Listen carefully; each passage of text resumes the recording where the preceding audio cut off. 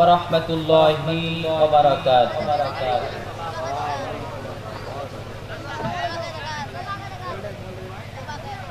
إن الحمد لله نحمده ونستعينه ونستغفره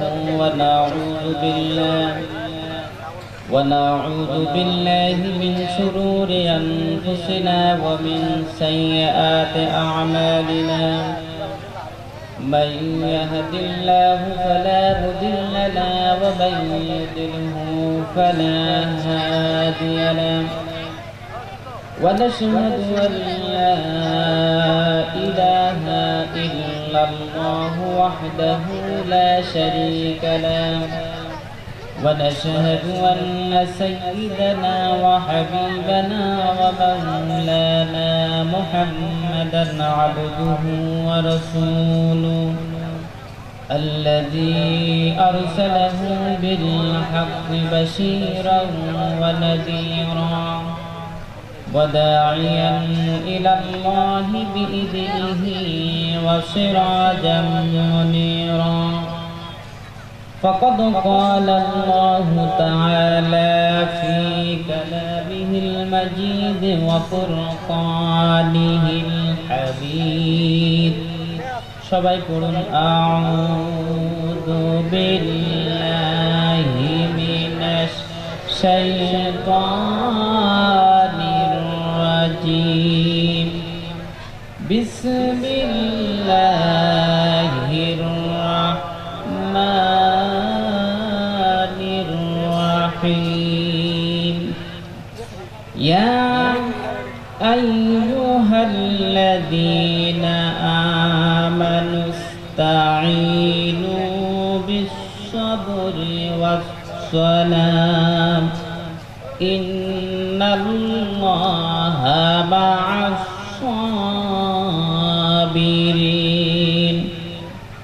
ولا تقولوا لمن يقتل في سبيل الله أموات بل أحياء ولكن لا تشعرون. ولنبلونكم بشيء من الخوف والجوع ونقص من الأموال والأنفس والثمرات وبشر الصابرين. إن الله وملائكته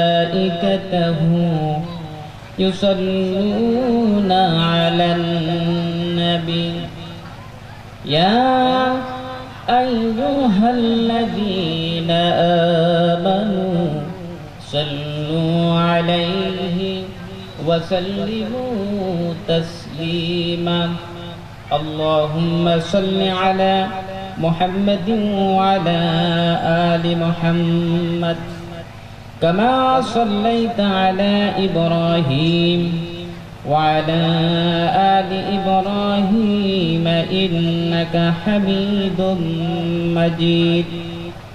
اللهم بارك على محمد وعلى آل محمد كما باركت على إبراهيم وعلى آل إبراهيم إنك حميد مجيد. ঐতিহাসিক প্রধান পাড়া জামে মসজিদ যুব সমাজের উদ্যোগে ঐতিহাসিক তাফসিরুল কোরআন মাহফিল, আজকে মাহফিলের সম্মানিত সভাপতি মহোদয়, আজকে মাহফিলের সম্মানিত প্রধান অতিথিবৃন্দ, অনেকের নাম এখানে এসেছে, সকল অতিথিবৃন্দ। আর আজকে মাহফিলের প্রধান আকর্ষণ আমার শ্রদ্ধেয় বড় ভাই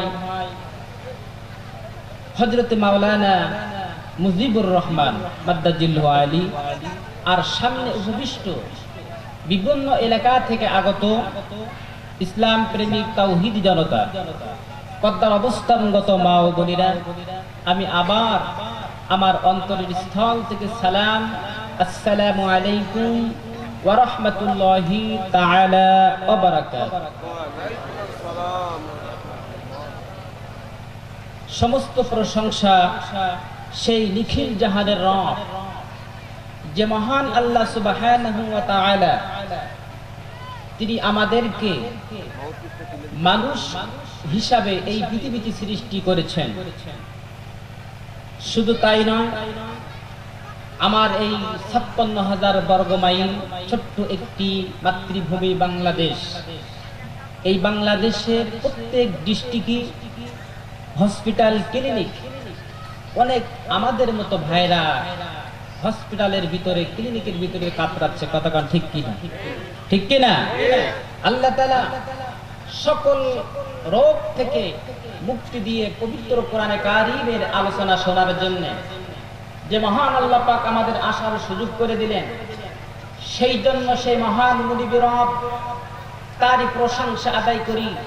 সকলে বলি রব্বানা লাকাল হামদ হামদান কাসীরান তাইয়িবান মুবারাকান ফীহি ইয়া রাব্বি লাকাল হামদু কামা ইয়ানবাগি লিজালালি ওয়াজহিকা ওয়া আযীমি সুলতানিক।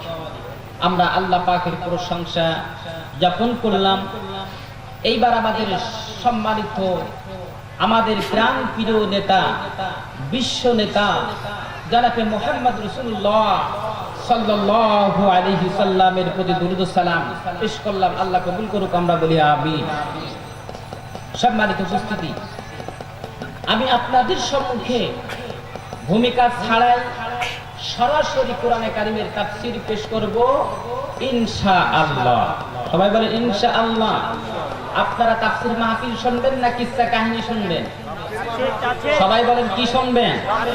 তাফসীর মাহফিল।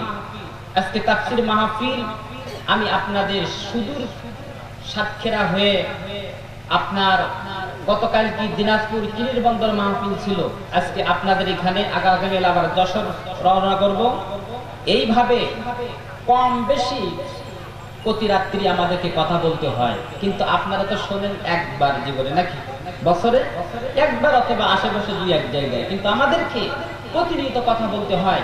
এই জন্য সেই মহান মুনিব আল্লাহ সুবহানাহু ওয়া তাআলা আমাকে যেন আমার এই জবান দিয়ে কোরআনে কারীমের আলোচনা আল্লাহ পাক আমার দ্বারা যেন আল্লাহ পাক বলান আর তার বান্দাদেরকে কোরআনের করা কথা শোনাইতে পারে, সে তৌফিক মহান মুনিব আল্লাহ সুবহানাহু ওয়া তাআলা যেন দান করুন। আমরা সকলে প্রাণ খুলে বলি আল্লাহুম্মা আমিন। জি, এবার আমি আপনাদের সম্মুখে সরাসরি কোরআনে কারীম থেকে আলোচনা করব ইনশাআল্লাহ। আমি আপনাদের সম্মুখে সূরাতুল বাকারা, নাম কি? একটু কথা বলতে হবে ভাই। সূরার নাম কি? বাকারা। 100 আপনার 52, 53, 54, 55 এই তিনটা আয়াত আমি আপনাদের সম্মুখে তেলাওয়াত করেছি।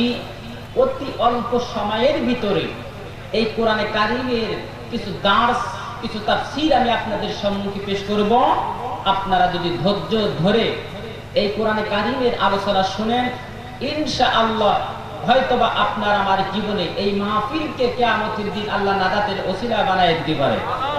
কথাটা ঠিক কিনা? আল্লাহ কবুল করুক, আমরা বলি আমিন। সম্মানিত ভাইদের নাম কি? সূরাতুল বাকারা 153, 54, 55 তিনটে আয়াত আমি তেলাওয়াত করেছি।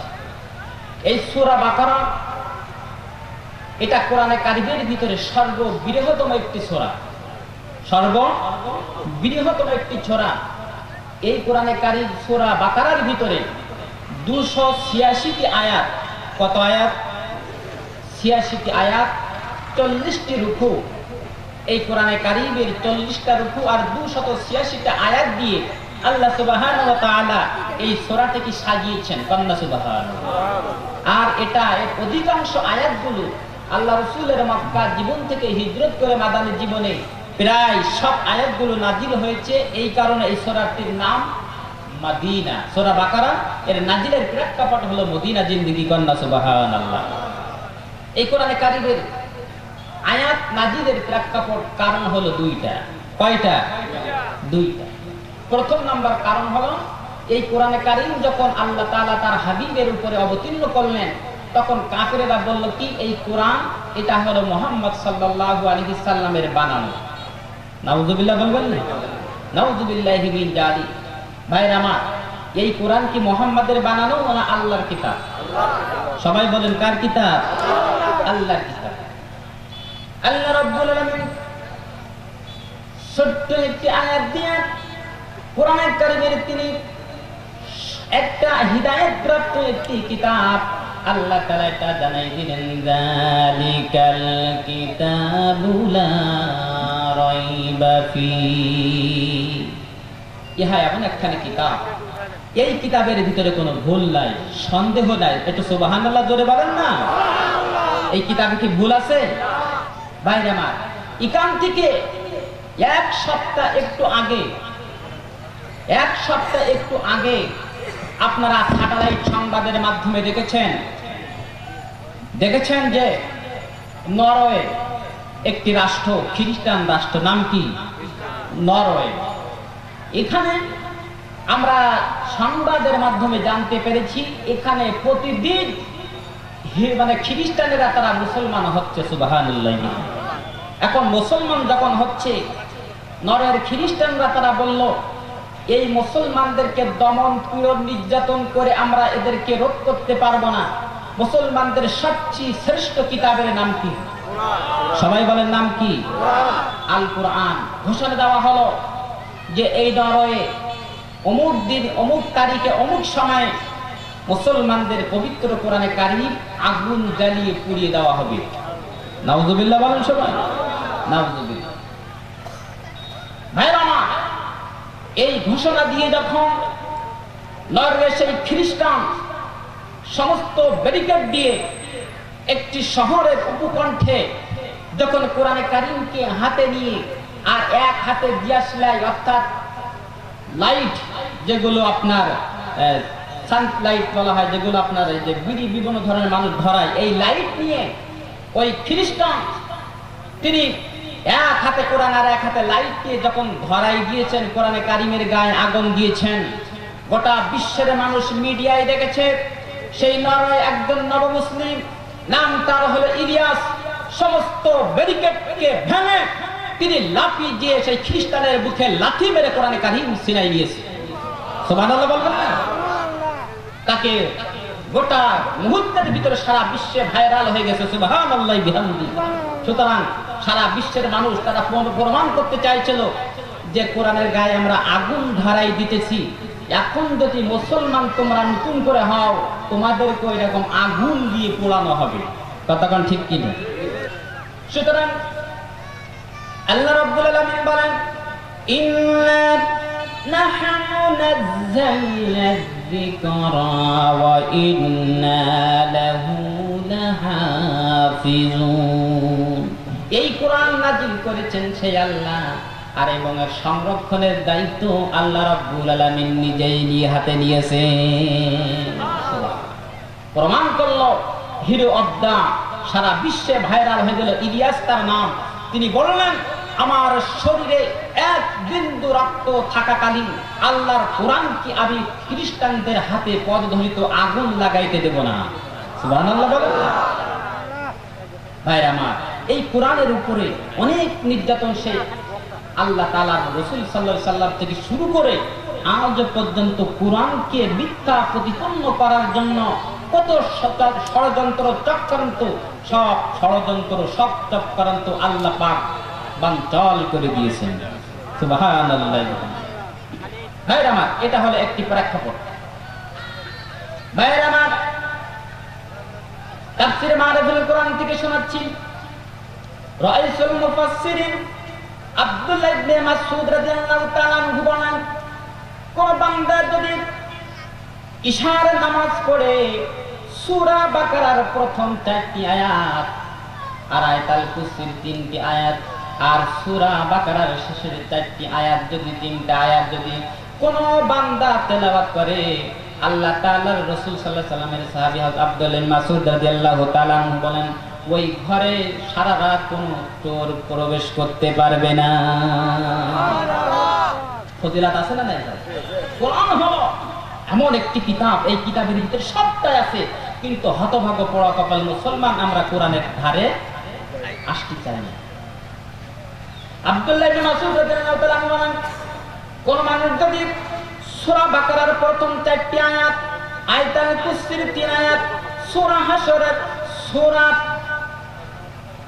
বাকারার শেষের 3 আয়াত যদি কোন মস্তিষ্ক পাগলের মাথায় ফু দেওয়া হয়, আল্লাহ রাব্বুল আলামিনের নবী সাহাবী বলেন আল্লাহ পাক সঙ্গে সঙ্গে ওই মস্তিষ্ক মানুষকে আল্লাহ পাক ভালো করে দেন। সুবহানাল্লাহ। এই সেই কিতাব, এই সেই সূরা আমি আপনাদের সম্মুখে তেলাওয়াত করেছি। এর শানে নজুল হলো এই, এর ফজিলত, এর মর্যাদা এই। আপনারা যারা শুনছেন, আজ বাড়িতে ঘুমানোর সময় সূরা বাকারার প্রথম 4 আয়াত, আয়াতুল কুরসি আর সূরা বাকারার শেষের 3 আয়াত পড়ে ঘুমাবেন, কিয়ামত পর্যন্ত ওই ঘরে চোর ঢুকতে পারবে না। ভাইরা আমার, এই কোরআনের এই সূরা এমন একটি সূরা, এর ভিতরে সব আছে, সবটাই আছে। এর ভিতরে নামাজ আছে, রোজা আছে, হজ আছে, যাকাত আছে, হারাম আছে, হালাল আছে, বিবাহ আছে, তালাক আছে, সুদ আছে, ঘুষ আছে, চুরি করলেও শাস্তির কথাও আছে, সন্ত্রাসী করলেও সন্ত্রাস নির্মূল করার পদ্ধতি আল্লাহ পাক এই সূরার ভিতরে দিয়েছেন। সুবহানাল্লাহ বলবেন না? এমন একটি কিতাব, এমন একটি সূরা আমি আপনাদের সম্মুখে তেলাওয়াত করেছি। আসুন আমরা সেই কোরআনে কারীমের সরাসরি আলোচনা আমরা শুনি ইনশাআল্লাহ। আমার সাথে সবাই পড়ুন। আউযু বিল্লাহি মিনাশ শাইতানির রাজীম। বিসমিল্লাহির রাহমানির রাহিম। ইয়া আইয়ুহাল্লাযীনা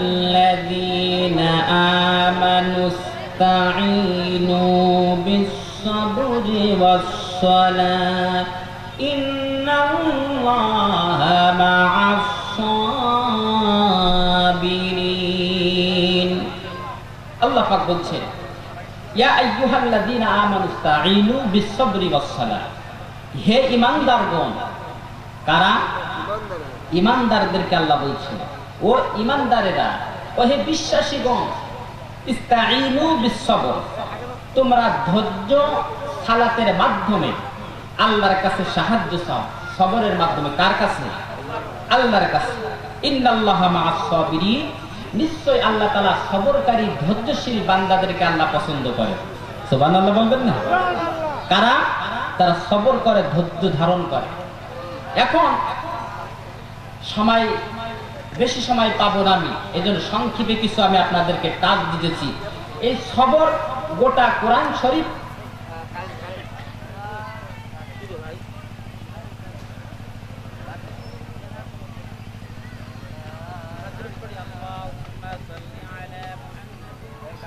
সবরকে কোরআনে কারীমে 3টা অর্থ ব্যবহৃত হয়েছে। কয়টা অর্থ? 3টা। প্রথম নাম্বার হলো নফস, প্রবৃত্তি। এই যে আমাদের প্রত্যেকের একটা নফস আছে, নফস, আত্মা। এটা খারাপ ভালো, আপনি কাজকর্ম করার পরে আপনার নফস বলে দেয় যে আপনি ভালো কাজ করেছেন না খারাপ কাজ। কথাটা ঠিক কিনা? বলে দেয় না? এই নফস বা প্রবৃত্তি, আত্মশুদ্ধি, যে কোনো হারাম নাজায়েজ কাজ থেকে বিরত থাকার নাম হলো সবর। সুবহানাল্লাহ। এই নফসকে আপনার নিয়ন্ত্রণ করতে হবে, কারণ নফসে আপনার খারাপ জিনিস বেশি চাই।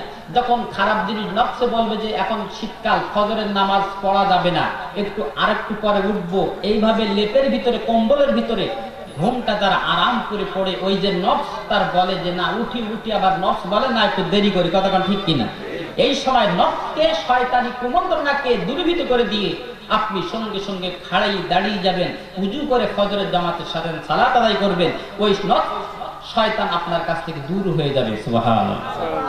আল্লাহ রাব্বুল আলামিন বলেন, ওয়া মান আদাল্লু মিম্মান ইত্তাবা'a হাওয়াহু বিগাইরি হুদান মিনাল্লাহ ইন্নাল্লাহা লা ইয়াহদিল القوم الظالمين সূরা কসসের 50 নম্বর আয়াত আল্লাহ পাক বলেন যে ব্যক্তি আমি দাওয়াত আমার বিধান পরিত্যাগ করে যে ব্যক্তি নিজের নফসের ইচ্ছা মতো চলে এই শরীরের মানুষদেরকে আমি আল্লাহ পাক গুমরাহি করে দেব না নাউযুবিল্লাহ আর যারা গুমরাহি হয়ে যায় এরা জালেম আর জালেমদেরকে আল্লাহ রাব্বুল আলামিন কখনো হিদায়াতের রাস্তা বলে দেয় নাই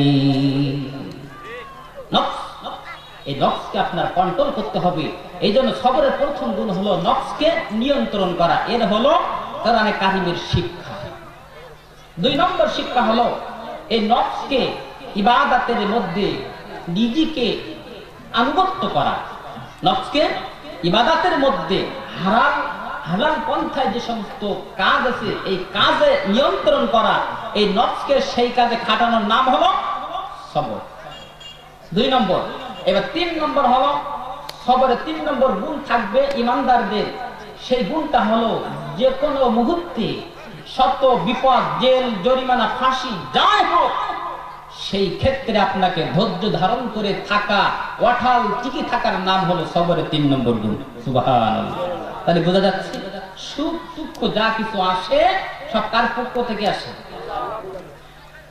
সহিহ মুসলিম বুখারীর হাদিস আনাস ইবনে মালিক রাদিয়াল্লাহু তাআলা বলেন হুফফাতিন নারু বিশ-শাহাওয়াতি ওয়া হুফফাতিল জান্নাতু বিল মাকারি সহিহ মুসলিমের 7ম খণ্ড প্রথম নম্বর পৃষ্ঠায় 325 নম্বর হাদিস আনাস ইবনে মালিক রাদিয়াল্লাহু তাআলা আনহু বর্ণনা করেন আল্লাহর নবী বলেন হুফফাতিন নারু বিশ-শাহাওয়াতি পৃথিবীতে যত সুখ শান্তি ভোগ বিলাস এইগুলো মানুষ জীবন যাপন করে এটা হলো জাহান্নাম পরিবেষ্টিত করে রেখেছে আর যত বিপদ আর বালা মুসিবত দুঃখ কষ্ট সবটাই ওই বান্দার জন্য জান্নাত ঘিরে রেখে দিয়েছে তাহলে বোঝা যাচ্ছে যত কষ্ট যত বিপদ যত অত্যাচার জুলুম যত যা কিছু আসে এটা আল্লাহর রাসূলের হাদিস অনুযায়ী জান্নাত এটা পরিবেষ্টিত করে রেখে দিয়েছে আর যত আরাম আয়েশ সুখ শান্তি ভোগ বিলাস দুনিয়ায় জীবন যাপন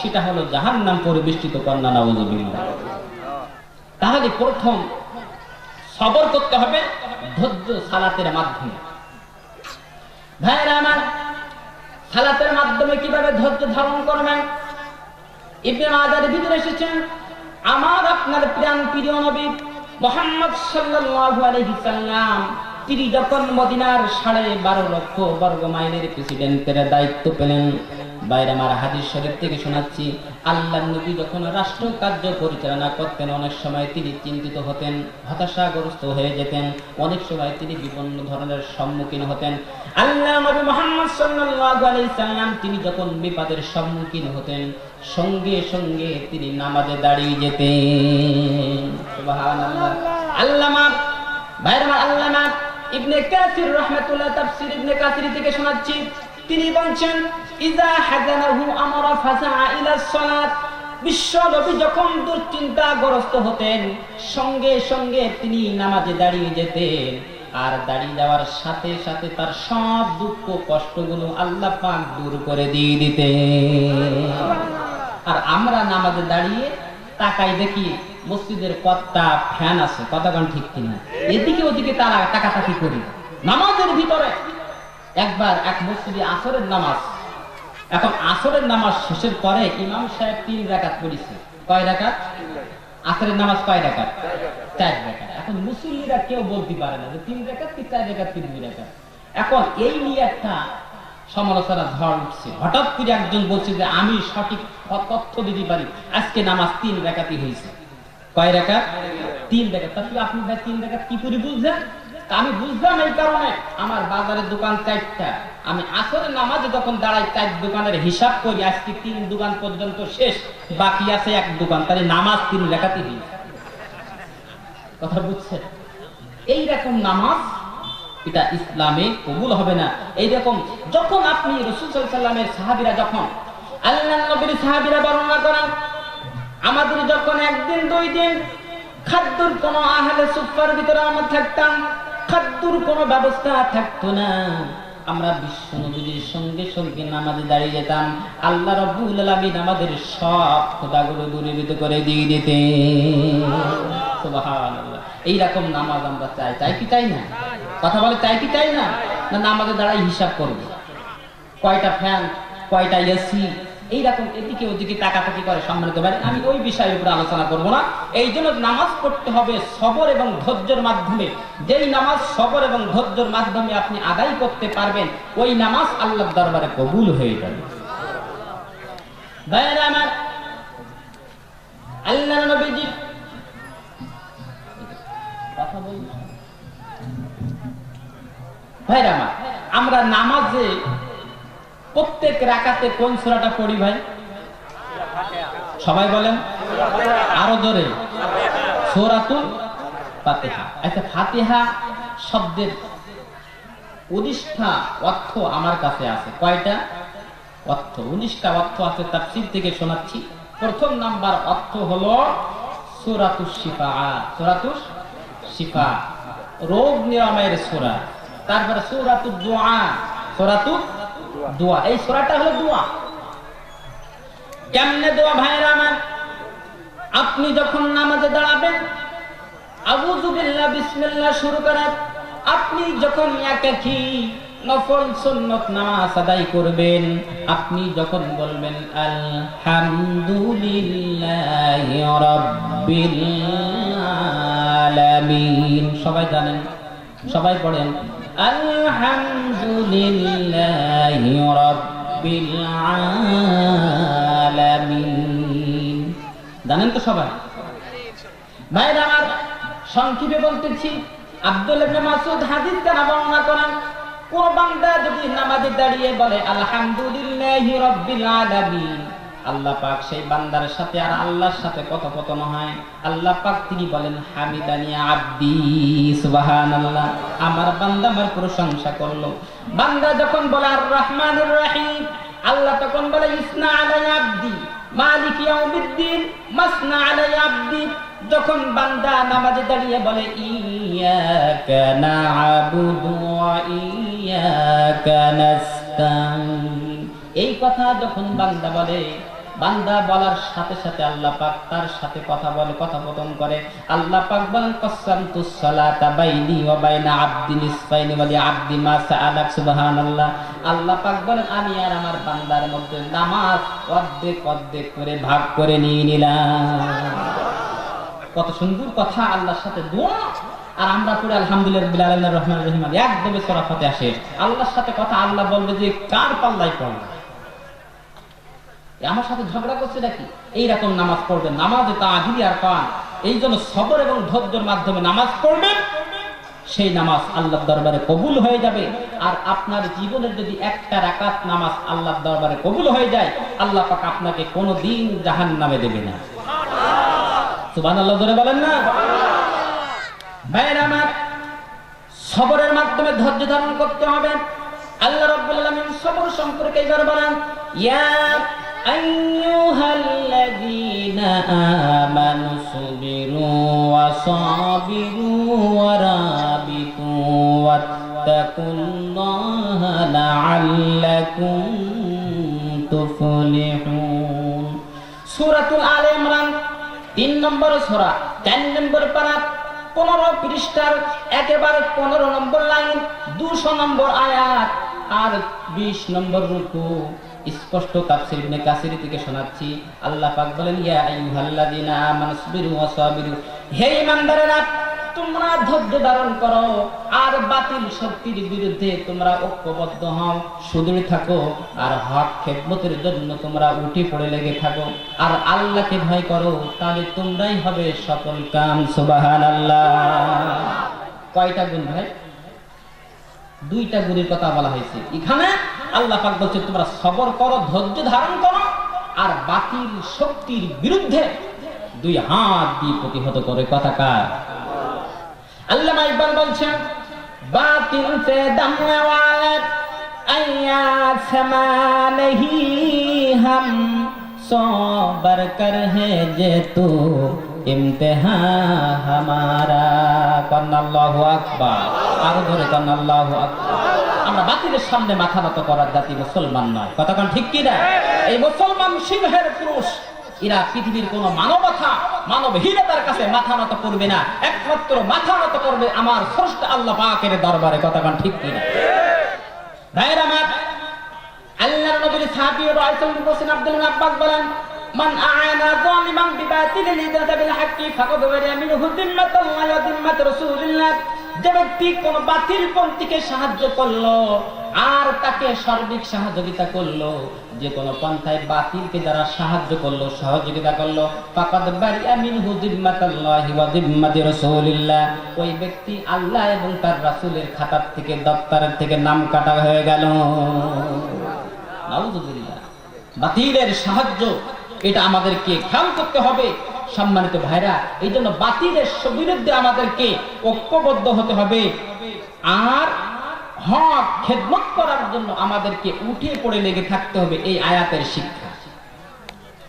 ভাইরা আমার, আল্লাহ রাব্বুল আলামিন এবার বলতেছেন, ইয়া আইয়ুহাল্লাযীনা আমানু ইযা লাকীতুম ফিআতান ফাসবুতু ওয়াযকুরুল্লাহা কাসীরান লাআল্লাকুম তুফলিহুন। সূরা আনফাল 9 নম্বর পারা 17 নম্বর পৃষ্ঠা একেবারে শেষের দিকে আল্লাহ রাব্বুল আলামিন বলতেছেন, হে ঈমানদার ধৈর্যধারী, তোমরা শুনে নাও। 10 নম্বর পারা 1 নম্বর পৃষ্ঠায় শেষের লাইন আল্লাহ পাক বলছেন, হে ঈমানদারেরা, তোমরা সবর করো, ধৈর্য ধারণ করো। আর যখন তোমরা কোন জালেমের বিরুদ্ধে যখন লড়াই করবে, তোমরা ঐক্যবদ্ধ হয়ে, একতাবদ্ধ হয়ে জালেমের বিরুদ্ধে লড়াই করবে। এ কথা কার? আরো জোরে বলেন, কথা কার?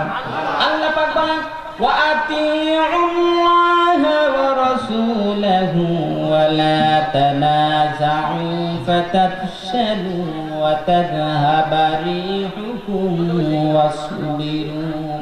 আর তোমরা আল্লাহ এবং তার রাসূলের আনুগত্য করবে। কার আনুগত্য? সবাই বলেন, আল্লাহ আর তার রাসূলের আনুগত্য করবে। এই নির্দেশ কার? না, আমি কামরুজ্জামান। কার নির্দেশ? আল্লাহ। আল্লাহ রাব্বুল আলামিন বলেন, আল্লাহ এবং তার রাসূলের আনুগত্য করো না। তাছাড়া পৃথিবীতে যত ধর্ম নিরপেক্ষ মতবাদ আছে, এইটা একটা গ্রহণ করা যাবে না। এটা আল্লাহ পাক সূরা আরাফের ভিতরে 3 নম্বর আয়াত আল্লাহ পাক বলেন, ইত্তাবিউ মা উনজিলা ইলাইকুম মির রাব্বিকুম ওয়া লা তাত্তাবিউ মিন দুনিহি আউলিয়া। তোমাদের প্রতিপালকের পক্ষ থেকে তোমাদের প্রতি যা অবতীর্ণ হয়েছে তাই অনুসরণ করো, তা বাদ দিয়ে তোমাদের নেতা নেত্রীর মত এবং পথ এটা গ্রহণ করো না। এবং এই নির্দেশ জারি করেছেন কে? কার আনুগত্য? আল্লাহ এবং তার রাসূলের আনুগত্য করো। তাছাড়া পৃথিবীর আর অন্য কোনো মানুষের আনুগত্য করা যাবে না। এটা নির্দেশ কার? আমরা কার আনুগত্য করব? সবাই দুই হাত তুলে দেখা, কার? লিল্লাহি তাকবীর, লিল্লাহি তাকবীর। আল্লাহ কবুল করুক, আমরা বলি আমিন। তাহলে সবরের গুণ হলো যে কোনো হারাম নাজায়েজ কাজ থেকে বিরত থাকার নাম হলো সবর। আল্লাহ রাব্বুল আলামিন এবার বলেন, ইসবির আলা মা ইয়াকুলুনা ওয়াযকুর আবদানা দাউদ দাল আইদি ইন্নাহু আওয়াব। সূরা সাদ 38 নম্বর সূরা, 38 নম্বর সূরা 23 নম্বর পারা 12 নম্বর পৃষ্ঠা একদম শেষের লাইন আল্লাহ পাক বলেন, প্রথম রুকুতে আল্লাহ পাক বলেন, হে নবী, তারা যা বলে আপনি সবর করুন, আর আমার বান্দা দাউদ আলাইহিস সালাম তার অনুগত্য করো, তার অনুসরণ করো। তার কারণ হলো সে ছিল আমার একনিষ্ঠ আনুগত্যশীল কন্যা। সুবহানাল্লাহ। সবর করার কথা কাকে বলছে? আল্লাহ পাক তার রাসূলকে নির্দেশ দিয়েছেন। সবর করতে হবে, ধৈর্য ধারণ করতে হবে। ভাইরা আমার, আল্লাহ রাব্বুল আলামিন তারপরে বলেন, ফালাম্মা بلغ معه السعي قال يا بني إني أرى في المنام أني أذبحك فانظر ماذا ترى قال يا أبت افعل ما تؤمر ستجدني إن شاء الله من সাবিরিন।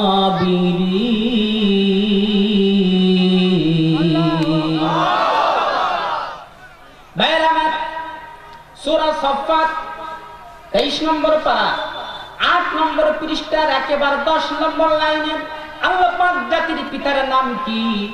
ইব্রাহিম আলাইহিস সালামকে আল্লাহ পাক বলছেন, ফালাম্মা বালাগা মাহুস সাইয়া, যখন তার সাথে ইসমাইল চলাফেরা করার মতো বয়সে উপনীত হলো, আল্লাহ পাক সঙ্গে সঙ্গে তাকে পরীক্ষা ফেলে দিলেন আর বললেন, তোমার প্রিয় পুত্র সন্তানকে জবাহ করো, কুরবানি করো। এই কথা যখন বললেন, আল্লাহ রাব্বুল আলামিন ইসমাইলকে বললেন, ও আমার প্রিয় সন্তান, ও আমার কলিজার টুকরা, নয়নের পুতুল, আল্লাহ পাক আমাকে নির্দেশ দিয়েছেন তোমাকে জবাহ করার জন্য। এই কথা যখন বললেন ইসমাইল আলাইহিস সালাম, তখন তিনি বললেন, আমি লম্বা ব্যাখ্যার দিকে যাব না, শর্টকাটে বলতেছি। তার কারণ হলো 3টা আয়াতের আলোচনা কমপক্ষে 6 ঘন্টা। কয় ঘন্টা? 6 ঘন্টা শেষ করতে আমি পারবো না 3টা আয়াতে। এদের সংক্ষেপে বলতেছি, তাফসীর মাহফিল একটু হালকা তাফসীর করতেছি। এতে আপনারা খুশি না বেজার? খুশি না বেজার? ভাইরা আমার, ইসমাইল তখন বললে, কত বাবা, আপনি আমারে কুরবানি করবেন কেন? আপনার 80-85 বছর বয়সে আল্লাহ পাক আমাকে দিয়েছেন, সুতরাং আপনার একটা প্রিয় পাত্র। সুতরাং বুড়ো বয়সের সন্তান যার হয়, সেই সন্তানের প্রতি মায়া বেশি থাকে না কম থাকে? সবাই বলেন, কম না বেশি? ইসমাইল আলাইহিস সালাম তিনি বললেন কি, সাতাজিদুনি ইনশাআল্লাহু মিনাস সাবিরিন। আল্লাহু আকবার। আর জোরে কোন আল্লাহু আকবার। ইসমাইল আলাইহিস সালাম বলেন, আল্লাহ পাক আপনাকে যে নির্দেশ দিয়েছেন, অর্ডার করেছেন, আপনি সেই হুকুম জারি করুন, পালন করে দেন। নিঃসন্দেহে আপনি আমাকে সবরকারীদের মধ্যে আপনি 1 নম্বর আমাকে পাবেন। সবর করতে হবে। অনেক আয়াত আছে ভাইরা আমার, সবরের কথা বলে 1 ঘন্টায় শেষ করা যাবে না, অন্তত 50টার মতো কোরআনে কারিমের আয়াত আছে। ভাইরা আমার, আরেকটা আয়াত দিয়ে আমি সবর সম্পর্কে শেষ করে দেব। ভাইরা আমার, যখন বদরের যুদ্ধ শুরু হয়ে গেল, বদরের যুদ্ধ শুরু হবে এমন সময়, এদিকে মুসলমানেরা মাত্র 313 জন, আর ওদিকে আবু জেহেল সহ 1000 সেনাবাহিনী কাফেরেরা 313 জন মধ্যে মুজাহিদ, তারা কেমনে লড়াই করবে? তাদের কাছে অস্ত্র নাই, সুয়ারি নাই, উট নাই, ঘোড়া নাই, কেমনে তাদের সাথে হামলা করবে, তাদের সাথে মোকাবেলা করবে? আল্লাহ তাআলা নবী অত্যন্ত চিন্তিত হয়ে গেলেন। কন্যা সুবহানাল্লাহ। ভাইরা আমার, আল্লাহ পাক বলেন, ইন্নামা ইউওয়াফাস সাবিরুনা আজরাহুম বিগাইরি হিসাব। সবরকারী বান্দা যারা হবে, আমি আল্লাহ পাক তাদেরকে কিয়ামতের দিন বিনা হিসাবে তাদেরকে আমি জান্নাত দান করে দিয়ে দেব। আর জোরে কন্যা সুবহানাল্লাহ। ভাইরা আমার, ইসলাম বিদ্বেষীরা যত আমাদের উপর আক্রমণ করবে, আমরা কি করব? সবর, ধৈর্য ধারণ করব। সবরে মেয়াফালে সবর করে, ধৈর্য ধারণ করে, ঐক্যবদ্ধ হয়ে যদি আপনি ময়দানে টিকে থাকতে পারেন, আল্লাহর কসম, আল্লাহ পাক আপনাকে অতি শীঘ্রই আল্লাহ পাক বিজয় দান করে দিবে। সুবহানাল্লাহ ধরে কর না। ভাইরা আমার, এদিকে কাফেররা তারা চিন্তা করল, মুসলমানদেরকে তাফসীরে ইবনে কাসির, মারিফুল কোরআন, জিলালিল কোরআন, তাফসীর বাইজাবির থেকে শোনাচ্ছি, তাফসীরে ওসমানীর থেকে শোনাচ্ছি। বিশ্ব নবী মুহাম্মদ সাল্লাল্লাহু আলাইহি সাল্লাম তার সাথীদের, তার সাহাবীদেরকে যুদ্ধ করার জন্য দিলেন কি? বালুর মাঠ। কিসের মাঠ? বালুর মাঠ। আর কাফেররা নিল এঁটেল মাটি, শক্ত মাটি। তারা সেই জায়গায় করবে। তার কারণ হলো, মুসলমান যখন বালুতে দাঁড়ায় যুদ্ধ করবে, বালিতে পা গেড়ে যাবে, তাদের ঘোড়াগুলো গেড়ে যাবে, তারা যুদ্ধ করতে পারবে না। কন্নাস নাউজুবিল্লাহ। আল্লাহ পাক বলেন, ওয়া মাকারু ওয়া মাকারাল্লাহ ওয়াল্লাহু খায়রুল মাকিরিন। সব ষড়যন্ত্র, সব কৌশল ব্যর্থ করে দেবেন কে?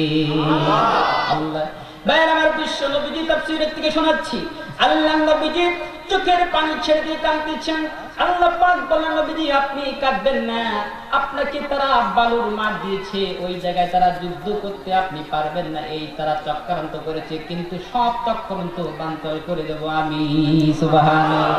ভাইরা আমার, ফজরের ঠিক একটুক্ষণ আগে আল্লাহ পাক আকাশ থেকে গুটি গুটি বৃষ্টি দিলেন। কন্যা সুবহানাল্লাহ। আচ্ছা বলেন ভাই, বৃষ্টি যখন আসলো, এঁটেল মাটি বলে তো নাকি, শক্ত মাটি, ওখানে যদি পানির বৃষ্টির ফোঁটা পড়ে, তাহলে ওই এঁটেল মাটি কাদা হয় না? কাদা হয় কিনা? একটা বালুর কণার উপরে যদি বৃষ্টি পড়ে তাহলে ওটা কাদা হবে না শক্ত হয়ে যাবে? তাহলে কৌশলের মালিক কি? আল্লাহ রাব্বুল আলামিন বলেন, ইয়া আইয়ুহান নাবিয়্যু হাররিদিল মুমিনিনা আলাল কিতাল ইন ইয়াকুম মিনকুম 20 সাবিরুনা ওয়া ইয়াগলিবুনা মিআতাইন। আল্লাহু আকবার। আল্লাহ পাক বলেন, হে নবী, আপনি ঈমানদার মুমিনদেরকে যুদ্ধের জন্য উৎসাহিত করুন। তার কারণ হলো আপনার বান্দা, আপনার উম্মতেরা যদি সবর করে, ধৈর্য ধারণ করে, একজন মুসলমান 20 জন কাফেরের বিরুদ্ধে লড়াই জয়ী হয়ে যাবে। কন্যা সুবহানাল্লাহ। যদি থাকে 20 জন তাহলে 200 জনের উপরে বিজয়ী হবে।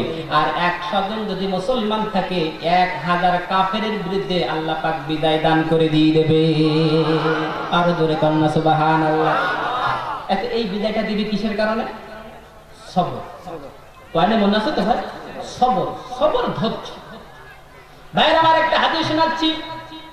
আবু হুরায়রা বর্ণনা করেন, আন্না রাজুলান ক্বালা লিন-নবী সাল্লাল্লাহু আলাইহি ওয়াসাল্লাম ক্বালা লা তাগদাব ফারাদ্দাদা যালিকা মিরারান ক্বালা লা তাগদাব মুত্তাফাকুন আলাইহি।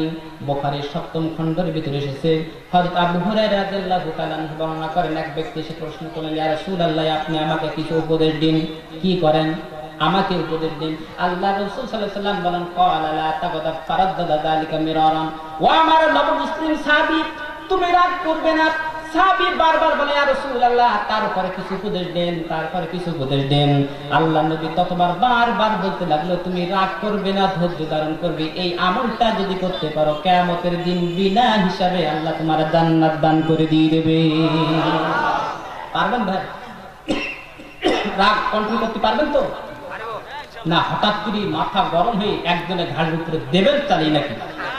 এইগুলো করা যাবে না। রাগ যখন আপনার অতিরিক্ত হয়ে যায়, আপনি বসে পড়ুন।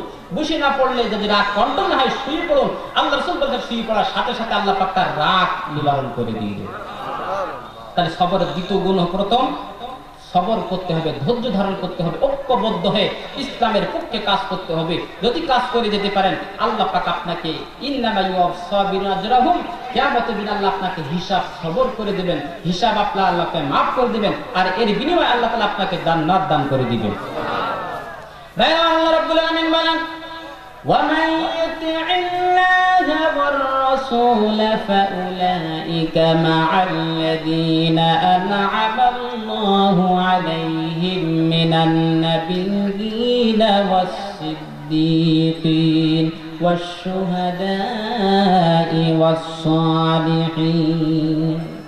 যে ব্যক্তি আল্লাহ এবং তার রাসূলের আনুগত্য করবেন, সে সেই সমস্ত লোকদের সঙ্গী হবে। 4 শ্রেণীর মানুষের নিয়ামতের কথা বলা হয়েছে, যারা সবর করবে, ধৈর্য ধারণ করবে। 4 শ্রেণীর মানুষের সাথে আল্লাহ পাক কিয়ামতে তাদের জান্নাত দান করে দিয়ে দেবে। সুবহানাল্লাহ, ধরে কম না? আমরা একটু জিকির করি, লা ইলাহা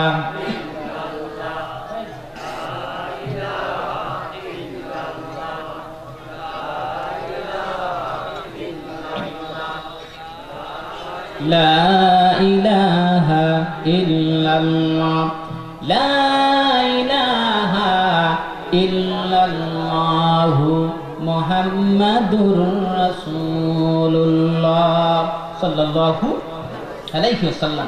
সম্মানিত ভাইরা, এখানে সবরের দ্বিতীয় নম্বর গুণ হচ্ছে, আল্লাহ পাক বলেন, ওয়ালা তাকুলু লিমান ইউকতালু ফি সাবিলিল্লাহি আমওয়াত। কন্যা সুবহানাল্লাহ। একটি ইম্পর্টেন্ট, একটি গুরুত্বপূর্ণ আয়াত আল্লাহ পাক এখানে দিয়েছে। এখানে বলা হয়েছে, ওয়ালা তাকুলু লিমান ইউকতালু, আর তোমরা বলিও না, তোমরা বলো না, লিমান ইউকতালু ফি সাবিলিল্লাহ, যারা আল্লাহর রাস্তায় জীবন দিল, সংগ্রাম করলো, শহীদ হলো, এদেরকে তোমরা মৃত বলো না। বাল আহইয়াউ ওয়ালাকিন লা তাশউরুন, এরা আল্লাহর পক্ষ থেকে জীবিত। সুবহানাল্লাহ কবেন না? কার রাস্তায়? আল্লাহর রাস্তায়।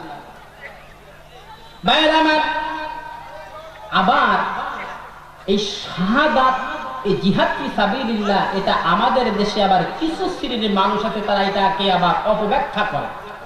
জিহাদ মনে করে লড়াই মনে করে, কিতাল মনে করে যে আপনি একজনের ঘাড়ে দিয়ে আঘাত করলেন, ইসলামের বিপক্ষে কথা বলেছে, কোনো প্রতিবাদ না করে সরাসরি দিয়ে তাকে আঘাত করলেন, হত্যা করলেন, এটাকে জিহাদ বলে না, এটাকে জিহাদ বলে না। জিহাদের আসল ব্যাখ্যা হলো যে কোনো চেষ্টাকে তার গন্তব্যস্থলে পৌঁছায় দেওয়া। সুবহানাল্লাহ। জিহাদ মানে কি? যে কোনো স্থলে গন্তব্য স্থলে পৌঁছায় দেওয়ার চূড়ান্ত রূপ, সেই জায়গায় পৌঁছায় দেওয়া। যদি সেই চূড়ান্ত রূপে পৌঁছায় যদি ব্যর্থ হয়, তখন আপনি জিহাদ ফি সাবিলিল্লাহ করতে পারেন। আগের থেকে লাঠি ঘোটা নিয়ে একজনের উপরে আক্রমণ করা, এটা ইসলাম জায়েজ করে না, এটা হারাম। ইসলামে সন্ত্রাসী জঙ্গিবাদ এটা সম্পূর্ণ হারাম, এটা করা যাবে না। আমাদের দেশে আছে না বোমা মেরে ইসলাম প্রতিষ্ঠিত করার জন্য, আছে কি না? আরে কথা কন না কেন? না করলে বুঝলি কেন যে আপনারা আমার কথা বুঝছেন না, আমি আপনাদের বুঝাইতে পারলাম। ইসলামে জঙ্গিবাদ এটা উত্থান, এটা ইসলাম বৈধ নয়। সুতরাং সম্মানিত ভাইরা, ইসলাম হলো সালমুন শব্দ থেকে, অর্থাৎ উৎপত্তি শান্তির ধর্ম। এই পৃথিবীতে কোন ধর্ম শান্তি দিতে পারে নাই, একমাত্র ইসলাম ধর্ম গোটা বিশ্ব মানুষের শান্তি দিয়েছে। সুবহানাল্লাহ বলবেন না? ভাইরা আমার, রব্বুল আলামিন বলেন, ওয়ালা তাহসাবান্নাল্লাযীনা কুতিলু ফী সাবীলিল্লাহি আমওয়াত বাল আহইয়াউন ইনদা রাব্বিহিম ইউরযাকুন। যারা আল্লাহর পক্ষ থেকে নিহত হয় তাদেরকে তোমরা মৃত্যু বলো না, প্রকৃতপক্ষে তারা জীবিত। কিন্তু আল্লাহ রাব্বুল আলামিন শুধু জীবিত নয়, তারা আল্লাহর পক্ষ থেকে রিজিক প্রাপ্ত হয়ে যায়। সুবহান। কার রাস্তায় লড়াই করলে? আল্লাহর রাস্তায় যারা লড়াই করে এরা মৃত্যু না, এরা জীবিত। এটাকে বিশ্বাস হয়? সবাই কথা বলেন, বিশ্বাস হয় কি না? বিশ্বাস হয়। ভাইরা আমার, আল্লাহ রাব্বুল আলামিন তারপর বলেন, فالذين هاجروا وأخرجوا من ديارهم وأوذوا في سبيل الله وقتلوا لأحرفن الله عليهم। আল্লাহ রাব্বুল আলামিন বলেন, যারা আমার জন্য হিজরত করেছে, বাড়ি ছেড়েছে, ঘর বাড়ি ছেড়েছে, তারা কখনোই আল্লাহর পক্ষ থেকে যদি তারা জীবিত মৃত্যু বরণ করে, তাদেরকে তোমরা মৃত বলো না, তারা জীবিত। কিন্তু শুধু তারা আল্লাহর পক্ষ থেকে জীবিত না, তারা আল্লাহর পক্ষ থেকে রিজিক প্রাপ্ত হয়ে যায়। সুবহানাল্লাহ। যারা আল্লাহর রাস্তায় লড়াই করলো, জীবন দিল, শহীদ হলো, এরা আল্লাহর কাছে কি জীবিত, অমর। কিয়ামত পর্যন্ত এরা আল্লাহর কাছে জীবিত থাকবে। এরা কবরে শুয়ে শুয়ে, এরা কবরের ভিতরে, এরা আল্লাহ পাক তাদের রিজিকের ব্যবস্থা করে দেবে। এই মৃত্যুর মতো, শাহাদাতের মৃত্যুর মতো মৃত্যু পৃথিবীতে আর কোনো মৃত্যুতে না। ভাইরা আমার, শাহাদাতের 7টা পয়েন্ট হাদিস শরীফের ভিতরে এসেছে।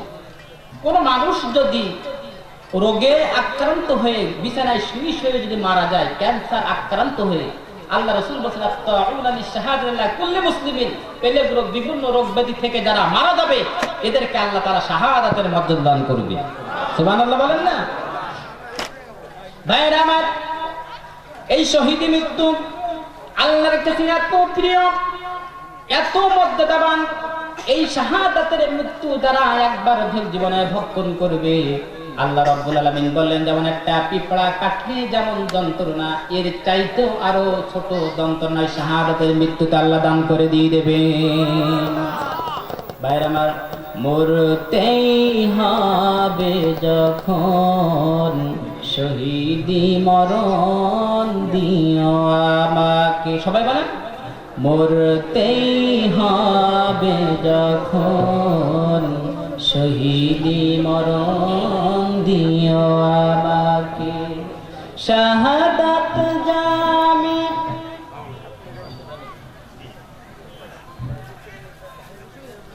শাহাদাত জামি শুধুই তোমায়,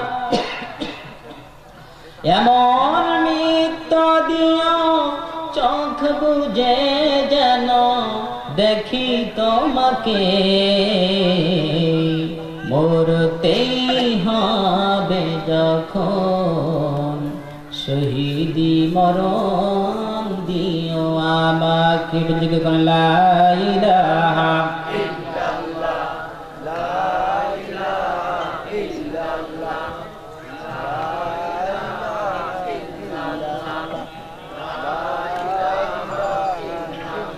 লা ইলাহা ইল্লাল্লাহ, লা ইলাহা ইল্লাল্লাহ মুহাম্মাদুর রাসূলুল্লাহ।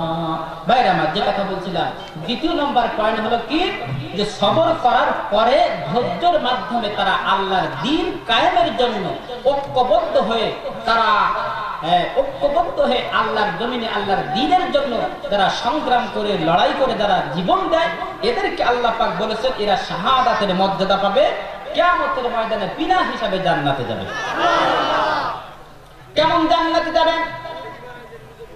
ভাইরা আমার, এই জিহাদ ফি সাবিলিল্লাহ, আল্লাহর জমিনে আল্লাহর দ্বীন কায়েমের এত গুরুত্ব আমরা বুঝি না। ভাইরা আমার, জীবনের প্রথম আল্লাহ নবীজির যুদ্ধ, সেই যুদ্ধের নাম কি বলেন? বদরের যুদ্ধ। কয় তারিখে শুরু হয়েছিল? রমজান মাস, 17 রমজান বদরের যুদ্ধ শুরু হবে। সকল সাহাবী রোজা রয়েছেন, তারা ক্ষুধার্ত তৃষ্ণার্ত। আল্লাহ নবীজি বললেন, ও আমার সাহাবীরা, একটা উঁচু মঞ্চ তৈরি করো। একটা উঁচা মঞ্চ তৈরি করা হলো। আল্লাহ নবীজি নিজ হাতে তিনি রমজানের রোজা ভেঙে, সাহাবীরা বললেন, ইয়া রাসূলুল্লাহ, রোজা তো ফরজ কাজ, এটা ভাঙবে কেমনে লাগে? এটা তো ভাঙা ঠিক নাই। আল্লাহ রাসূল সাল্লাল্লাহু আলাইহি ওয়াসাল্লাম বললেন, ও আমার সাহাবীরা, আগে রোজা আগে না, আগের দিন আগে। তাহলে রোজা থেকেও গুরুত্ব হলো আল্লাহর দ্বীন কায়েম করা। এটা হলো শাহাদাতের দিক, প্রথম লক্ষণ এবং গুণ থাকা লাগবে প্রত্যেক মুসলমান নর নারী। তাহলে বুঝলাম রোজা সে আল্লাহর দ্বীন কায়েম করা বেশি প্রয়োজন। কথা কান ঠিক কিনা?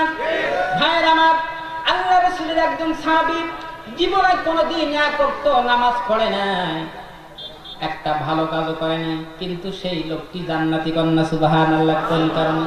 ভাইরা আমার, বুখারী শরীফের হাদিস আমি শোনাচ্ছি, কিতাবুল মাগাজির ভিতরে এসেছে, আমর ইবনে সাবেত রাদিয়াল্লাহু তাআলা আনহু, এই সাহাবীর নাম হলো কি? আমর ইবনে সাবেত।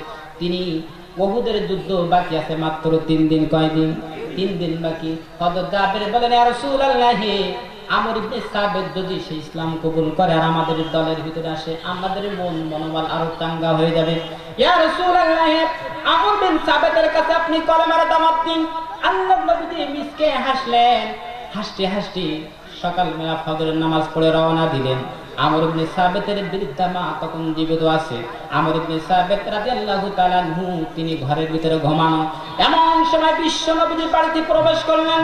সালাম দিলেন, আসসালামু আলাইকা ইয়া বাইতি, হে ঘরের ভিতরে যারা আছো আমার সালাম গ্রহণ করো, আমি আখিরি জামানার নবী মুহাম্মদ সাল্লাল্লাহু আলাইহি সাল্লাম। আমর ইবনে সাবেতের বৃদ্ধা মা বিশ্ব নবীকে কোনোদিন দেখেন নাই। বললেন, তুমি কে? বললেন, আমর বিন সাবেতের মা, আমি হলাম আখিরি জামানার নবী মুহাম্মদ সাল্লাল্লাহু আলাইহি সাল্লাম। এই কথা যখন বলছেন, আমর ইবনে সাবেতের মার গায়ে জ্বালা উঠে গেল। বললেন, হে মুহাম্মদ, আমার বাড়ি থেকে দূর হয়ে যাও, আমার বাড়ি তুমি এসো না, তুমি তো সেই মুহাম্মদ। বলেন না, বলেন নাউযুবিল্লাহ। বদরের যুদ্ধে আমার স্বামীকে হত্যা করেছো, আমার বাপকে হত্যা করেছো, আমার ভাইকে হত্যা করেছো, আমার ছেলে তোমার উপরে ক্ষেপে আছে, তোমার পাল্লা না নেওয়া পর্যন্ত সে কোনোদিন বিবাহ শাদী করবে না, কোনোদিন গোসল পাচন করবে না, এইরকম সিদ্ধান্ত নিয়েছে। সুতরাং তুমি বাড়ি থেকে চলে যাও, আমার ছেলে তোমার উপরে ক্ষেপে আছে। আল্লাহ নবী অনেকগুলো কথা বললেন, দেখা করতে পারলেন না, মুখটা বন্ধ হয়ে তিনি মদিনায় প্রবেশ করলেন। ওদিন জাবের বলেন, ইয়া রাসূলুল্লাহ, খবর কি? আমর ইবনে সাবেত ইসলাম কবুল করেছে। আল্লাহ নবী বলেন, জাবের রে, না না না, কোনো ইসলাম কবুল করে নাই, বাকি আছে আর মাত্র 2 দিন। কয় দিন? 2 দিন বাকি। আমর বিন সাবেতের আমের বলেন, ইয়া রাসূলুল্লাহ, একবার না পারিলে দেখো শতবার, ভাবিয়া করিও কাজ করিও, ভাবু না, একবার না পারিলে দেখো শতবার। ইয়া রাসূলুল্লাহ, বাকি আছে 2 দিন, আর 1 দিন যান। বাইরে আমার জাবেরের কথা শুনে বিশ্ব নবী মুহাম্মদ সাল্লাল্লাহু আলাইহি সাল্লাম জাবেরের মায়ের বাড়িতে আসলেন, সালাম দিলেন, আসসালামু আলাইকুম ইয়া আহলাল বাইত।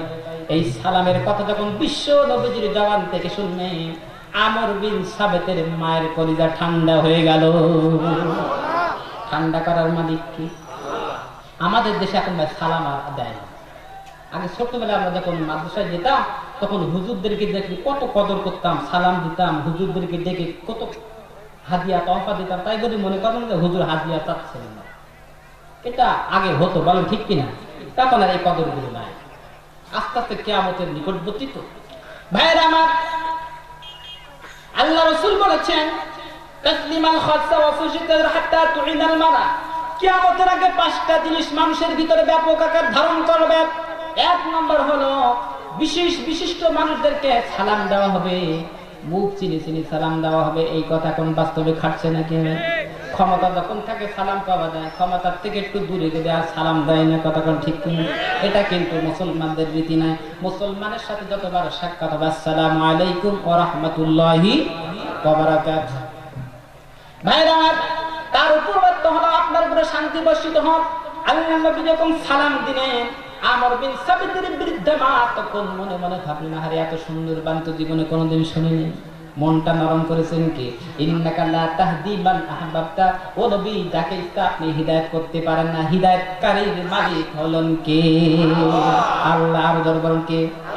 আল্লাহ আমার রব, ওই রবি আমার সব। সবাই বলেন আল্লাহ আমার রব, ওই রবি আমার সব।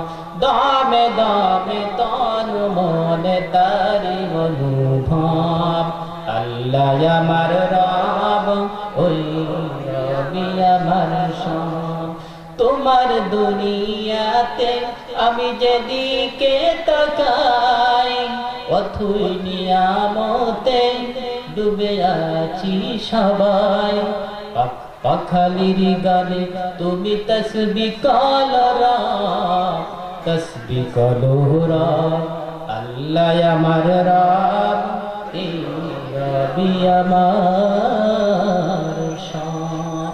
ভাইরা আমার, আমর বিন সাবিত তার মা এই শান্তির পায়গাম তার কন্যায় কুহুরি যখন পৌঁছালো, আমর বিন সাবিতের মায়ের মনটা নরম হয়ে গেল।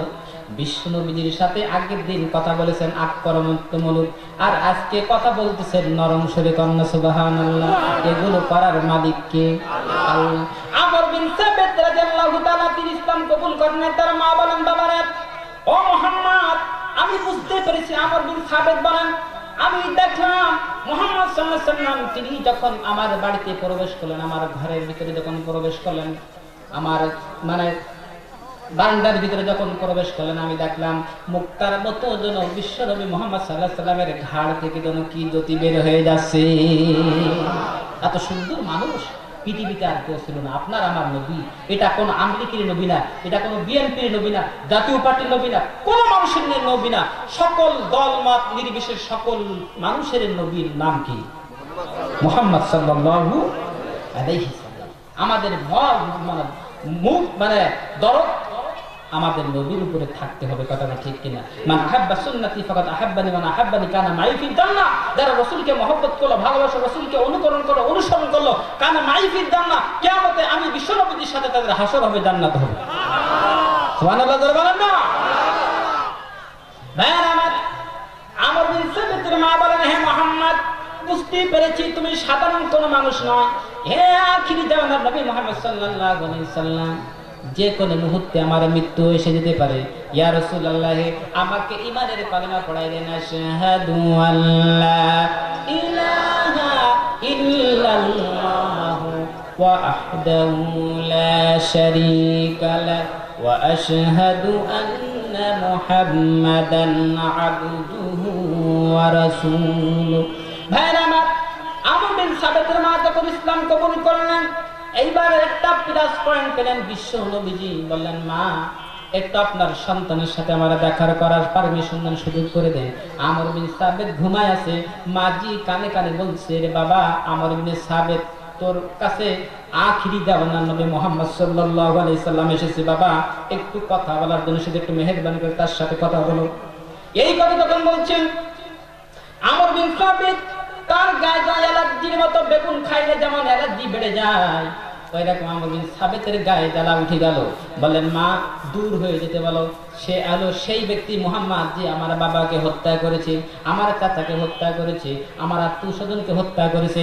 যতক্ষণ পর্যন্ত উহুদের ময়দানে আমি এই মুহাম্মদ সাল্লাল্লাহু আলাইহি সাল্লামকে হত্যা না করতে পারবো, ততক্ষণ পর্যন্ত আমি আমর বিন সাবেত খুশি হব না। কন্যা নাউজুবিল্লাহ। এদিকে মা কিন্তু ইসলাম গ্রহণ করেছে। মা বললেন বাবা ঠিক আছে আমি তাকে বলি। আমর বিন সাবেতের মা এসে বলেন মুহাম্মদ সাল্লাল্লাহু আলাইহি সাল্লাম আমার ছেলে আপনার উপরে ক্ষান্ত আছে, সে অত্যন্ত রাগান্বিত, আপনি বাড়ি যান, সে আপনার সাথে দেখা করবেন না। কিন্তু উহুদের যুদ্ধের বাকি আছে আর কয়দিন? একদিন। আল্লাহ রাসূল যখন মদিনায় যখন প্রবেশ করলেন মসজিদ নববীতে, হযরত জাবের রাদিয়াল্লাহু তাআলা আনহু রাসূলকে দেখে মিষ্টি হাসলেন, কিন্তু রাসূলের মুখটা মলিন হয়ে গেল। জাবের বলেন ইয়া রাসূলুল্লাহ আমর বিন সাবিত ইসলাম কবুল করেছে। বললেন না জাবের সাবিত ইসলাম কবুল করেন নাই। আল্লাহর নবী সাল্লাল্লাহু আলাইহি ওয়াসাল্লাম জাবের বলেন ইয়া রাসূলুল্লাহ বাকি আছে একদিন, সব ভালো তার সব ভালো, শেষ ভালো তার সব ভালো, কথা কোন ঠিক? আর বাকি আছে একদিন ইয়া রাসূলুল্লাহ আপনি যান। তৃতীয় দিন যখন আমর বিন সাবিতের কাছে এসে সাক্ষাৎ করলেন, কানে কানে কথা বললেন, আমর বিন সাবিত ইসলাম কবুল করেননি। এমন সময় আল্লাহ রাসূল সাল্লাল্লাহু আলাইহি ওয়াসাল্লাম সাহাবীদেরকে নিয়ে উহুদের ময়দানে রওনা হলেন। উহুদের ময়দানে যখন রওনা হলেন, আমর বিন সাবিত তিনি বাড়িতে এখনো ঘুমায় আছেন। এমন সময় দেখেন মদিনার অলিতে গলিতে ছোট্ট ছোট্ট যুবকেরা, বৃদ্ধারা, বৃদ্ধ সকলে মন ভরে কাঁদতেছে, কেমন ক্রন্দন করে কাঁদতেছে। কান্নার একটি রুল জারি হয়ে গেল সমস্ত মদিনার শহরে। বাইরে আমার আমর বিন সাবিতের মা বলেন যা আমর রে একটু দেখ না মদিনায় কার কোনো বিপদ হলো নাকি, এত কান্নাকাটি কিসের জন্য? বাইরে আমার আমর বিন সাবিত এইবার তিনি বের হলেন। বের হয়ে যখন মসজিদ নববীর আশপাশে গেলেন, মদিনার গলিতে গলিতে দেখে যে ছোট্ট ছোট্ট যুবকেরা, বৃদ্ধারা, তারপরে মানে কচি কচি বাচ্চারা সকলে প্রাণ ধরে কাঁদতেছে আর বলতেছে আল্লাহ আজকে উহুদের ময়দানে আখির জামানার নবী মুহাম্মদ সাল্লাল্লাহু আলাইহি সাল্লাম তাশরীফ আনবেন। ইয়া আল্লাহ আমার স্বামীকে শহীদ করো, কিন্তু আল্লাহর রাসূলের গায়ে যেন একটা কাঁটার আঁচড় না লাগে। কন্যা সুবহানাল্লাহ।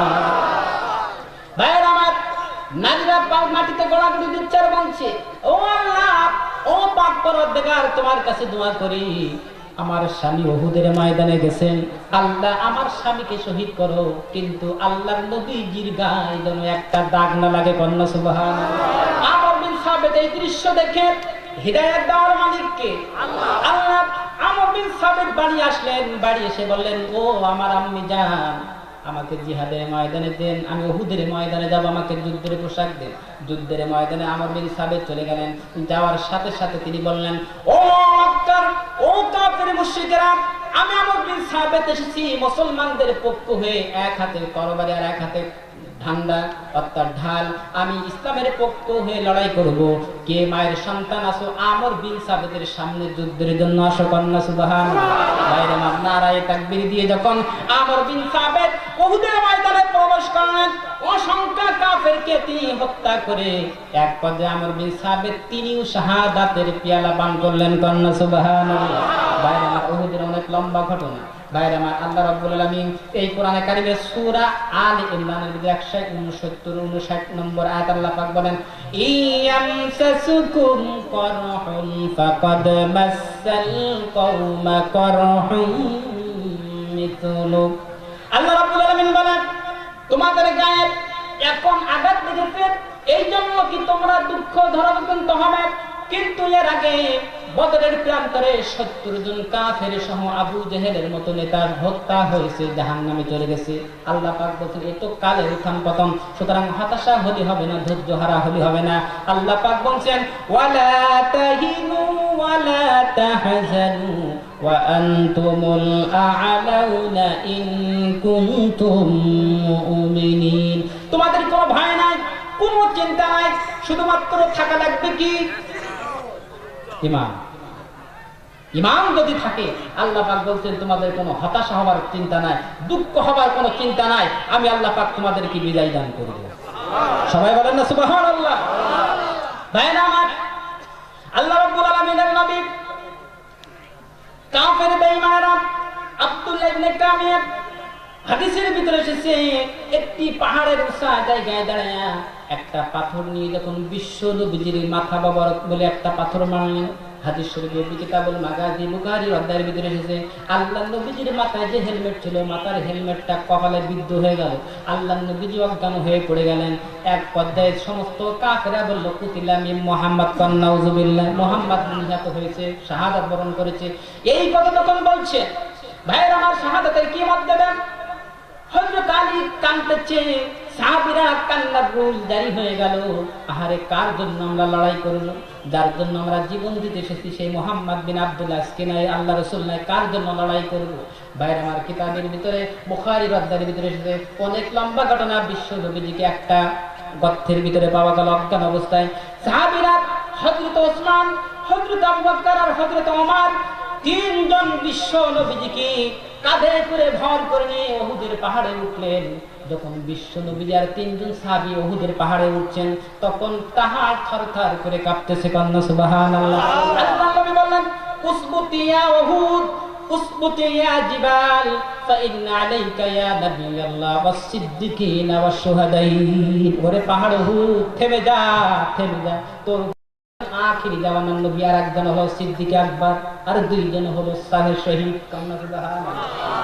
আল্লাহ রাসূলের ভবিষ্যৎবাণী, দুইজন শহীদ, তার মানে আবু বকর সিদ্দিক সে স্বাভাবিক অবস্থায় মারা যাবে, আর হযরত ওমরও শাহাদাত, ওসমানও শাহাদাত। কান্না সুবহানাল্লাহ। এই জন্য ভাইয়েরা আমার, শাহাদাতের মওত তো আল্লাহর কাছে প্রিয়। আল্লাহর নবী মুহাম্মদ সাল্লাল্লাহু আলাইহি সাল্লাম বলেছেন, কোন মানুষ যদি জীবনে একটাবার আল্লাহর দ্বীনের জন্য লড়াই করতে করতে জীবন দিয়ে যেতে পারে, আল্লাহ পাক কিয়ামতের ময়দানে ওই শহীদকে বিনা হিসাবে বিনা বিচারে আল্লাহ তাদেরকে জান্নাত দান করে দিয়ে দেবে, জান্নাতে যাবে। ভাইরা আমার, যারা হাজী সাহেবরা হজ করতে গেছেন দেখবেন বহুদের জন্য সেই জায়গাটা আল্লাহ পাক আগের থেকে করে রাখছিল। আল্লাহ রাসূল দোকানে বিশ্রাম নিয়েছে। সুবহানাল্লাহ। ভাইরা ভাইরা, হাদিস শরীফের ভিতরে এসেছে আল্লাহর নবীজি বেহুশ অবস্থায় মাথার থেকে পর্যাপ্ত পরিমাণ যখন রক্ত, উহুদের মাটি লাল হয়ে গেল। ভাইরা আমার, হাদিস শরীফের ভিতরে এসেছে আবু সাঈদ খুদরি রাদিয়াল্লাহু তাআলা আনহু, পিতার নাম হলো মালিক ইবনে সিনান। নাম কি? মালিক ইবনে সিনান রাদিয়াল্লাহু তাআলা আনহু। তিনি এসে দেখলেন যে উহুদের ময়দানের আল্লাহ রাসূলের পাশে রক্তের ছাপ আছে। আমর মালিক ইবনে সিনান রাদিয়াল্লাহু তাআলা আনহু বলছেন, এই রক্তগুলো কার রক্ত? তখন সাহাবীরা বলেন, এটা বিশ্ব নবীজির রক্ত। আমর ইবনে মালিক ইবনে সিনান রাদিয়াল্লাহু তাআলা আনহু তিনি সঙ্গে সঙ্গে নিজের জিহ্বা দিয়ে রক্ত চেটে খেতে আরম্ভ করলেন। কান্না সুবহানাল্লাহ। আল্লাহর নবী এই দৃশ্য দেখে বলেন, মালিক ইবনে সিনান, আমি আখিরি জামানার নবী রক্ত পান করলি না, আল্লাহ পাক তোর জন্য দোজখের আগুন হারাম করে দিয়ে দিলেন। সুবহানাল্লাহ। বাইরে আমাদের শাহাদাতের মুকাম কারা কারা? কারা কারা শাহাদাতের মধ্যে চান? সুবহানাল্লাহ বিহামদি। বাইরে আমার, শাহাদাত এটা মুসলমানদের ঐকান্তিক ইচ্ছা থাকার দরকার। সর্ব অবস্থায় আল জিহাদু মাদু ইলা ইয়াউমিল কিয়ামah, কিয়ামত পর্যন্ত এই ইসলামী আন্দোলন আল্লাহর দ্বীন কায়েমের জন্য এক শ্রেণীর মানুষ তারা থাকবে, এটা আল্লাহ পাকের ওয়াদা। ভাইরা আমার, শুহাদা উহুদদেরকে যখন জানাজা পড়বেন, এমন সময় দেখেন আমর ইবনে সাবিতের লাশ মুসলমানদের সারিতে, মুসলমানদের কাতারে। কিন্তু সে তো কলেমা পড়ে নাই। পড়েছে নাকি? কলেমা পড়ে নাই। জীবনে কোনোদিন নামাজ পড়ে নাই, জীবনে কোনোদিন রোজা রাখে নাই, জীবনে কোনোদিন হজ করে নাই, যাকাত দেয় নাই, কিচ্ছু করে নাই, একেবারে নাপাক, একেবারে মুশরিক ছিল। কিন্তু সে এসেছে কিসের জন্য? আল্লাহর দ্বীনের কায়েমের জন্য। ভাই আমার, সাহাবীরা বলেন, ইয়া রাসূলুল্লাহ, এই আমর ইবনে সাবিত তো মুসলমান হয় না, ইসলাম কবুল করেন নাই, তার জানাজা কেন পড়বেন?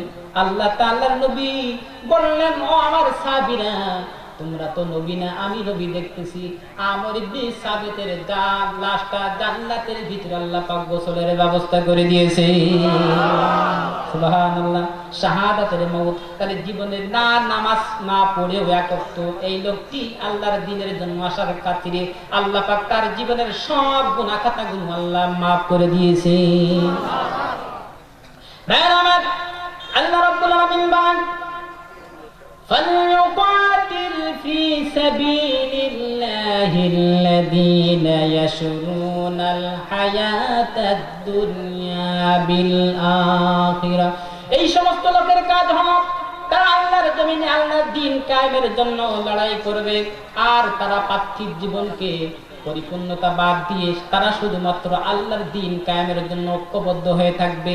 আর আল্লাহ পাক এই শ্রেণী মানুষকে পার্থিব জীবনের বিনিময়ে আল্লাহ পাক তাদের জান্নাত দান করে দিয়ে দেবে। জান্নাত আমরা সবাই যেতে চাই, যাই কি চাই না? আমরা সবাই জান্নাতি না জাহান্নামী? কারণ আমাদের পিতা ছিল কোথায়? জান্নাতি। আমরাও এরকম জান্নাতি হতে চাই। ভাইয়েরা আমার, আল্লামা ইকবাল কত সুন্দর করে শাহাদাত সম্পর্কে বললেন, এ শাহাদাত গাহে উলফত মে কদম রখনা, লোগ তমস্তে হে আসান হে মুসলমান হোনা। কন্না আল্লাহু আকবার, আর ধরে কোন আল্লাহু আকবার। শাহাদাতের ময়দান অত্যন্ত কঠিন একটি জায়গা, এখানে সবাই কিন্তু যেতে পারে। সম্মানিত ভাইরা, এই জন্য শাহাদাতের মর্যাদা আল্লাহর কাছে সবচেয়ে প্রিয়। আল্লাহ পাক রাসূল সাল্লাল্লাহু আলাইহি ওয়াসাল্লাম বলছেন, যারা আল্লাহর জমিনে আল্লাহর দ্বীন কায়েমের জন্য যারা লড়াই করে মারা যায়, তারা মারা যাওয়ার সাথে সাথে আল্লাহ পাক তাদের সরাসরি জান্নাতের ভিতরে প্রবেশ করাইয়া দেন। ভাইরা আমার, কেমন মর্যাদা! আল্লাহর নবীজি এক জিহাদ থেকে আসার পরে একজন সাহাবীর জানাজায় উপস্থিত হয়েছেন। হযরত ওমর পিছন দিক থেকে তিনি জামাত টেনে ধরলেন আর বললেন, ইয়া রাসূলুল্লাহ, এই লোকটার জানাজা পড়বেন না, সে ইসলামের অনেক ক্ষতি করেছে, সে মুনাফিক, এই মুনাফিকের জানাজা আপনি পড়বেন না। কিন্তু আল্লাহ পাক তার রাসূলকে নিষেধ করেন নাই, করেছেন কিনা? আল্লাহ নিষেধ করেন নাই। আল্লাহ নবী সাল্লাল্লাহু আলাইহি ওয়াসাল্লাম তিনি বললেন, আমার সাহাবীরা, তোমরা বলো দেখি, এই লোকটা কি কোনো একটা জীবনে ভালো কাজ করতে দেখেছো? একজন সাহাবী বললেন, ইয়া রাসূলুল্লাহ, আমি সাক্ষী। সাহাবীরা জিহাদ থেকে আসার পরে সাহাবীরা একটা জায়গায় রাত যাপন করেছিল, শিবির স্থাপন করেছিল। আমি নিজে চোখে দেখেছি এই লোকটি সারা রাত দাঁড়ায়া দাঁড়ায়া ওই সমস্ত সাহাবীদেরকে পাহারা দিয়েছেন। কন্যা সুবহানাল্লাহ। সঙ্গে সঙ্গে দোয়া করলেন, তার জানাজা পড়লেন। জানাজা পড়ার পরে মাটি দিলেন, দুই ধারে মাটি দেওয়ার পরে বললেন, ইন্না আসহাবাকা ইয়াদুল্লুনা আন্নাকা মিন আহলিন নার ওয়া আনা আশহাদু আন্নাকা মিন আহলিল জান্নাহ। আল্লাহ পাক নবী বলেন, ও মা, তুমি যে লোকটাকে সাক্ষী দিলে তুমি সেই লোকটা জাহান্নামী, আর আমি বিশ্ব নবীজি সাক্ষী দিলাম এই লোকটা আল্লাহর জান্নাতি। সুবহানাল্লাহ। কিসের কারণে ভাই? ইসলামের রাষ্ট্রের জন্য যারা পাহারা দেয়, যারা রাত যাপন করে, যেমন আমাদের দেশে পুলিশ, বিডিআর, র্যাব, তারা দিনের পরে দিন, রাতের পরে রাত তারা পাহারা দিয়ে দেশকে স্বাধীনতা সার্বভৌমত্বের জন্য তারা অকুতভয় হয়ে জীবন বাজি রেখে তারা এই সমস্ত কাজগুলো করছে। এই সমস্ত পুলিশ ভাই, বিডিআর, র্যাব ভাইরা, আল্লাহ পাক এদেরকে শাহাদাতের মর্যাদা দান করুক, আমরা বলি আমিন। আরো ধরে বলে আমিন। এ জীবন তোমাকে দিলাম দয়াময়, শাহাদাত আমাকে দিও দয়াময়, শাহাদাত আমাকে দিও। তোমার কাছে খোদা মিনতি আমার, শাহাদাত তুমি আমাকে দিও। মরতেই হবে যখন শহীদি মরণ দিও আমাকে। কন্যা মারহাবা।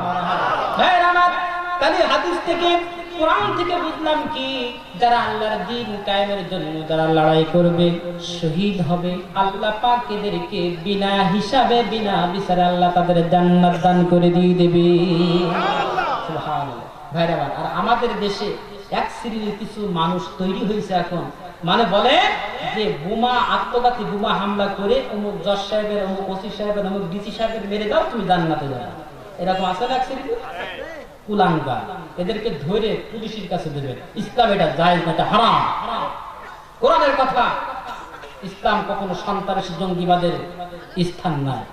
আমি গত আপনার 8 তারিখে আমাদের সাতক্ষীরা কলরা ওসি সাহেব উনি নিজে ছিলেন স্টেজে, আমি ওখানে 2 ঘন্টার মতো কোরআনের উপরে আলোচনা করেছি, ইসলাম বনা সন্ত্রাস জঙ্গিবাদ এর উপরে আলোচনা করেছি।